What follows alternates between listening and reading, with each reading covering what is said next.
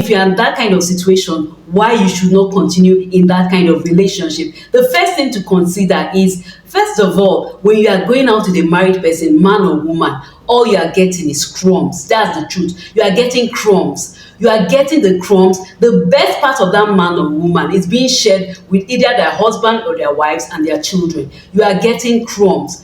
And if, for example, you have a male friend, for example, you are a woman, you are going out with a married man, do you know that you cannot even freely go out with a male friend? You cannot really have male friends, because that guy will be jealous. And do you know why he will be jealous? Because he knows that what he's doing is wrong. So he will be jealous. He will cage you. He will cage you. You can't even express yourself. You can't have friends. For example, if he buys a flat for you, you can't even bring someone to come and stay. Let me share a real story, something that happened to a young lady. Yes, a young lady here in Abuja. She had a friend of hers was in another state during their youth service day. She now decided to go to Abuja to spend time with this girl that was going out with a married man. And this married man, at that time he was the head of an agency. He was the head of an agency, a federal government agency, and he was married, obviously, with children. But he was having an affair with this girl's friend that she came to see in Abuja. And do you know what?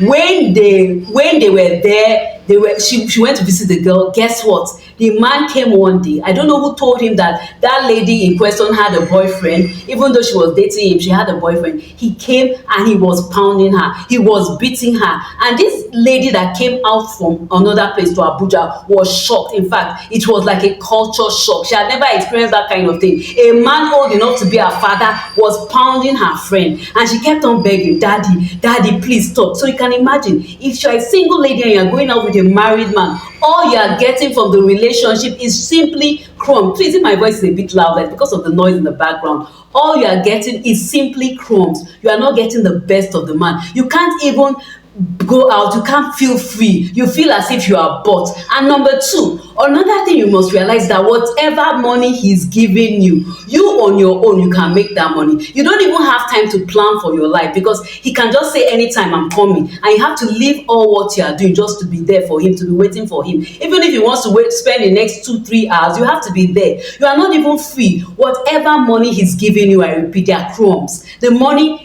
crumbs, the relationship crumbs. You can make more money than that if you sit down and you calculate. First of all, the man you are dating has a brain, and you have a brain. So why can you not do things for yourself? Do not limit yourself. Do not allow yourself be a slave, or is it a chattel? I don't know the word to say. You are just a slave to somebody, and you are just there for just one thing: money. You have made money your lord. Money is now the one dictating what you should do. You are better than that. If you're in that kind of relation, don't even continue. When we come back, I'll talk about other issues. Now I talked about how it's going to affect you personally. Now I'm going to talk about other people that will be affected. Secretly dealing with what the society considers shameful?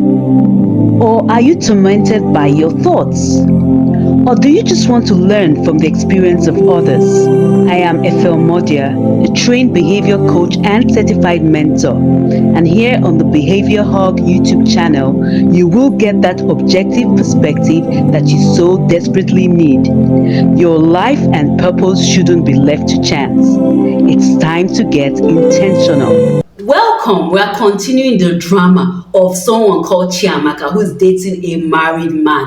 Now let's examine some other factors. Sometimes some people, when they date married men, married men specifically, especially for single girls, they have this desire, they want to give birth for this man. And you are thinking, "Oh, I want to be a baby mama. I want to be a baby mama. I want to give birth for this man." Do you know what you are doing? Do you really know what you are doing? I know someone that personally, her mother got married to a man that was very rich and gave birth to like 3 or 4 children. The man had children before, but when the man died, this lady felt so bad because her half siblings treated her in a very bad way, and it's not something that you would want. Your child, first of all, you are depriving your child of a father, because the man will not always be with that child.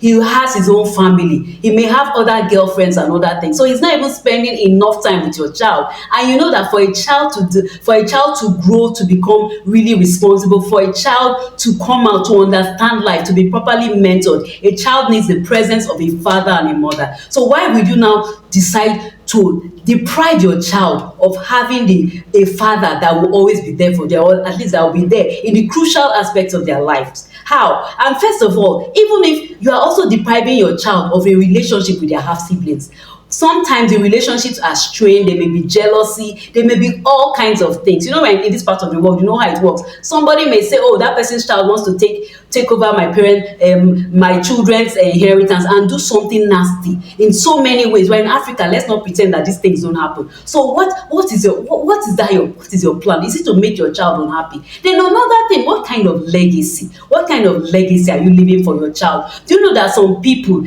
they cheat because their mothers cheated, because their grandfather cheated? Or some people in some families, you find out that the women always get pregnant for someone else's husband. It's now like a curse from one generation to another.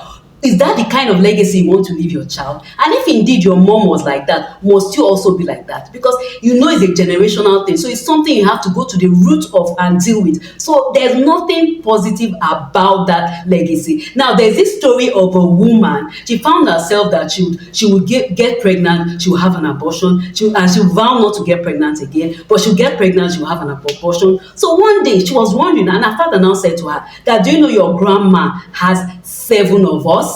Do you know your grandma has like 7 or 9 of us? And all of us were born by a different father. The girl was shocked. She didn't know she had that kind of history, that her grandmother was that kind of person, and it did not show in her father because her father is a male. So it wasn't transferred to the male child. But she noticed that her aunties too, from that grandmother, were just giving birth and without getting married to the men.